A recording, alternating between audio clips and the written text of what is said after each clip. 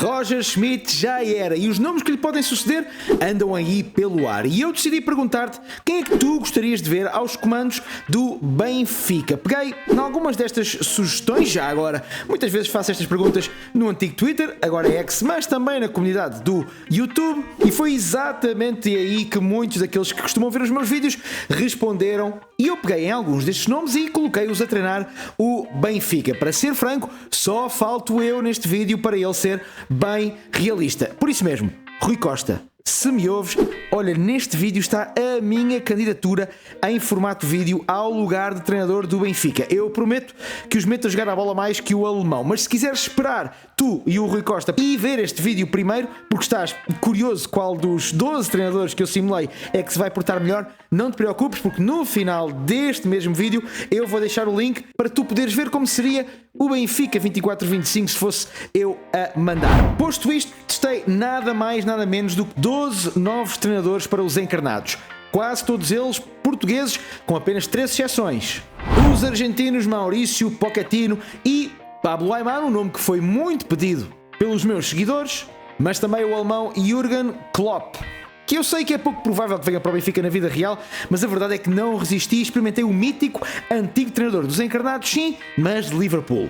Nos portugueses experimentei nomes que têm sido apontados na vida real, como é o caso de Bruno Lage ou também de Leonardo Jardim, mas também nomes como Sérgio Conceição, Renato Paiva, Abel Ferreira, Petit e ainda Rui Vitória e Marco Silva. E até fui mais longe porque experimentei um tal de Ruben Amorim ao leme dos encarnados. E como é que eu vou dizer isto? Os resultados são, no mínimo, surpreendentes. E eu vou começar pelo que teve os piores números nas 12 simulações. Dá pelo nome de Leonardo Jardim. A mais baixa percentagem de vitórias.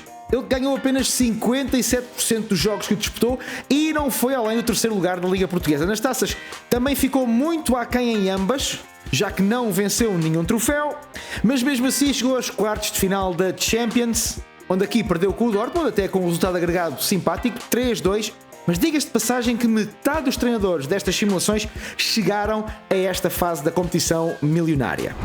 Mas enquanto digeres esta informação, quero-te perguntar uma coisa, é se tu já viste esta base de dados que eu criei para o FM24, onde reorganizei o sistema do futebol português numa pirâmide com 15 escalões. Ainda não? Então ouve bem, porque esta base de dados significa muito mais equipas jogáveis em Portugal. Na versão Premium tens os tais 15 escalões, quase 600 equipas, mas também podes dar uma olhadela na versão Free, que é totalmente grátis, onde tens 11 escalões. Começa aqui, neste campeonato regional de séniores A. E mesmo nesta versão vais encontrar muitas equipas que normalmente não encontras jogáveis no Football Manager. O link para ambas as versões está aí na descrição do vídeo. É só passares por lá e agarrares o teu novo desafio no que ainda falta deste Football Manager 2024. E se já vimos o pior treinador desta simulação, agora vou saltar para o melhor. Até porque eu acho que o nome te vai deixar boquiaberto. É um tal de Armando Teixeira, mais conhecido no mundo do futebol como Petit, que além de ter levado o Benfica, tal como Leonardo Jardim, aqui até aos quartos de final da Champions, onde perdeu com o Arsenal, conseguiu vencer a Liga com 88 pontos, 8 de avanço sobre o Porto e com um incrível número de apenas 13 golos sofridos, a melhor defesa dos 12 treinadores que eu testei.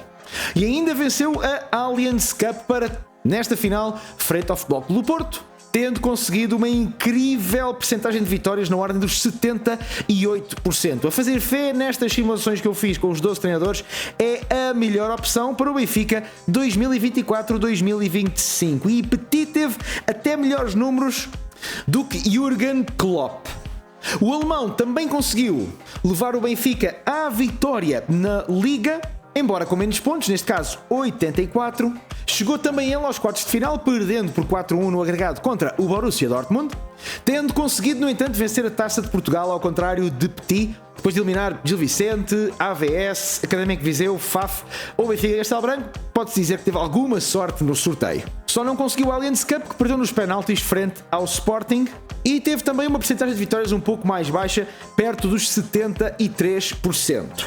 No capítulo de nomes menos prováveis na vida real não há grandes novidades ou grandes ideias. Rui Vitória, na época que eu simulei, não passou dos 60% de vitórias, sagrando-se vice-campeão a uma grande distância do Porto, 10 pontos, e igualdade pontual com Braga e Sporting, enquanto que um outro nome pouco provável, o argentino Mauricio Pochettino, também não conseguiu levar o Benfica à vitória no campeonato, fez segundo lugar atrás do Futebol Clube do Porto, mas conseguiu uma interessante percentagem de vitórias acima dos 68% e também chegou aos quartos de final da Champions, onde perdeu 2-1 no agregado frente ao Manchester United.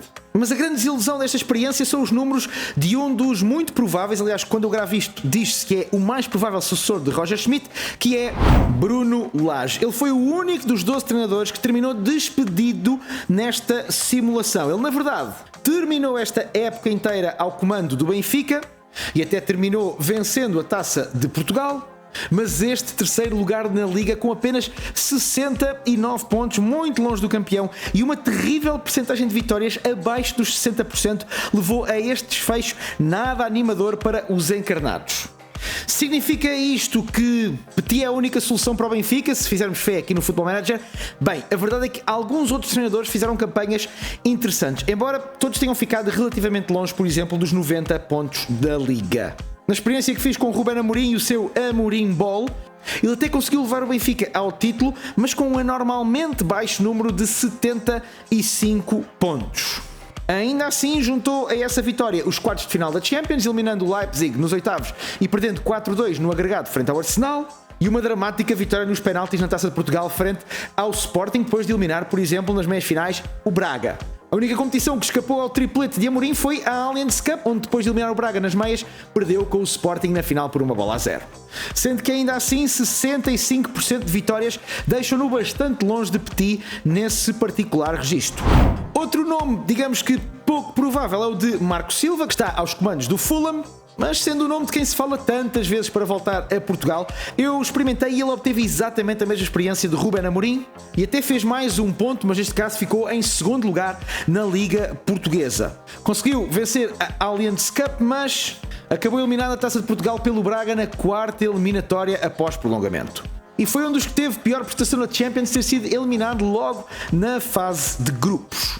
Sobram por isso alguns nomes que a crítica encarnada vem referido com bastante força, caso Guiamar, Abel Ferreira, Sérgio Conceição ou este Renato Paiva. O atual treinador dos mexicanos do Monterrey conseguiu uma belíssima percentagem, 70%, uma das melhores percentagens de vitórias desta experiência, mas não foi além do vice-campeonato atrás do Futebol Clube do Porto e da final da Taça, onde perdeu de forma meio surpreendente frente ao Boa Vista, depois de ter eliminado, por exemplo, o Porto aqui na sexta eliminatória, ou nos quartos de final, como preferirem. Tendo sido também um dos que levou o Benfica até aos quartos de final da Champions, perdeu 3-1 frente ao City no agregado, tendo ultrapassado o Sevilha nos oitavos de final. Já o também português Abel Ferreira conseguiu exatamente a mesma percentagem de vitórias de Renato Paiva, 70%, mas conseguiu sagrar-se campeão nacional à frente de Porto, Sporting e Braga, tendo caído neste caso nos oitavos de final aos pés do Inter por expressivos 3-0 no agregado. E assim sendo, só nos faltam dois nomes que vocês requisitaram muito aí desse lado: Pablo Aimar e Sérgio Conceição. O argentino fez um campeonato com 81 pontos e acabou por conquistar a Liga, mesmo que em igualdade pontual com o Sporting. Aliás, só perdeu um jogo em casa frente ao Casa Pia, tendo conquistado a dobradinha, já que venceu a Taça de Portugal depois de eliminar Estoril, o Porto nas meias finais e bater o Gil Vicente na final. E o triplete interno até ficou pertinho, porque depois de eliminar o União de Leiria nas meias finais acabou por perder 1-0 na final frente aos verde e brancos, estando muito próximo do terceiro lugar em percentagem de vitórias, ali juntinho com Abel e Renato Paiva.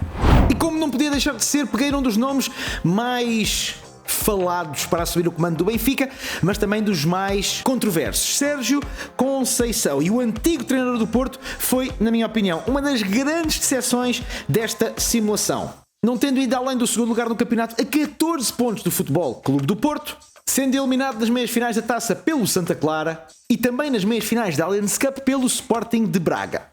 O que significa que não venceu nenhum troféu. Nesse capítulo só Renato Paiva e Leonardo Jardim o igualaram, mas é ainda assim o treinador que melhores números ofensivos apresenta. Pelo menos no campeonato, reparem, 74 golos marcados. O único que ultrapassou a barreira dos 70 golos nos 34 jogos da Liga nesta experiência.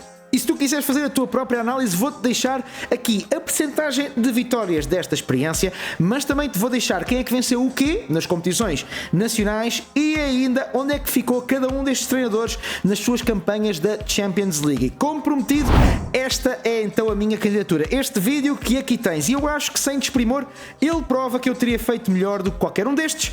E se quiseres dar a tua opinião, é fácil, é só veres o vídeo e dizeres-me o que achas.